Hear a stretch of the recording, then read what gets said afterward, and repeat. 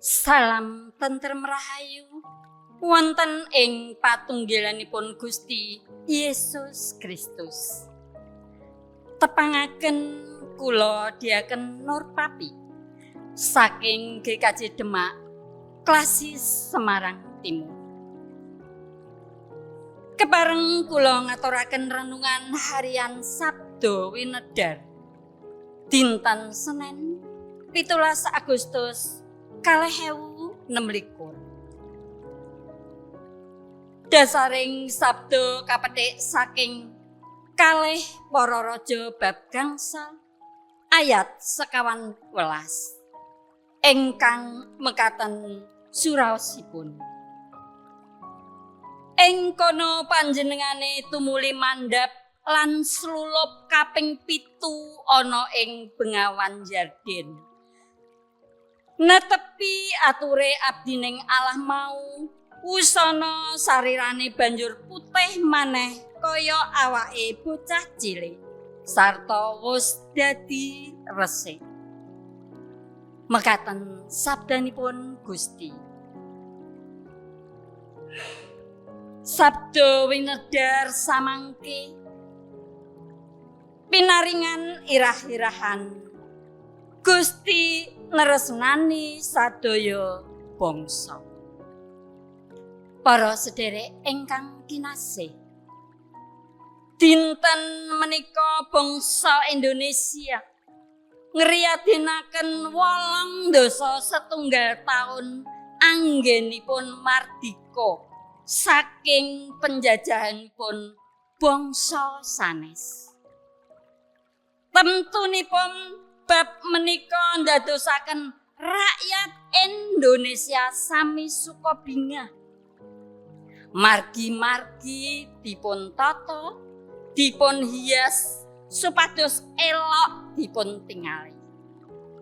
Lan ugi wonten lomba-lomba kangge ngregengaken pengetan kamardikan Republik Indonesia menika.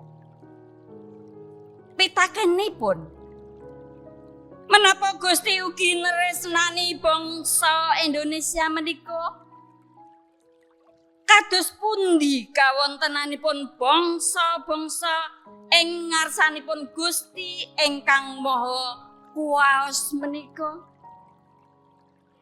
Para sederek ingkang kinasih, cariyos bab Naaman ing kitab Para Raja nedahaken bilih mujijatipun Gusti kalampahan kangge sedaya tiyang.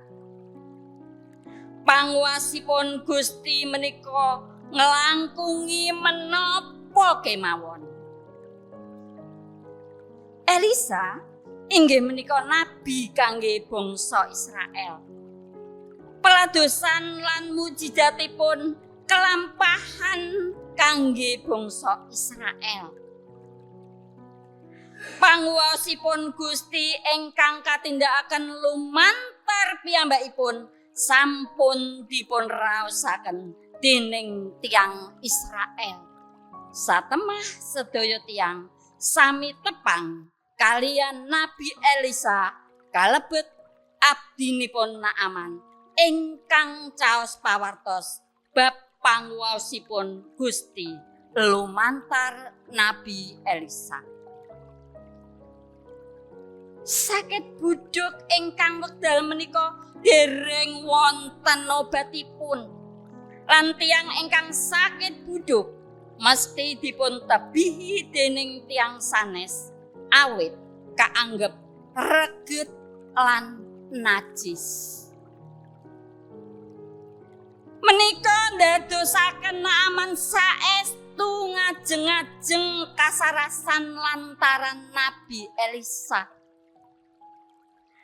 Mujijatipun Gusti ingkang kedadosan tumrap Naaman menika nelakaken panguwasipun Gusti ingkang mengku samukawis ing jagat menika. Prakawis perkawis menika minangka wujud katresnanipun Gusti tumrap sedaya bangsa.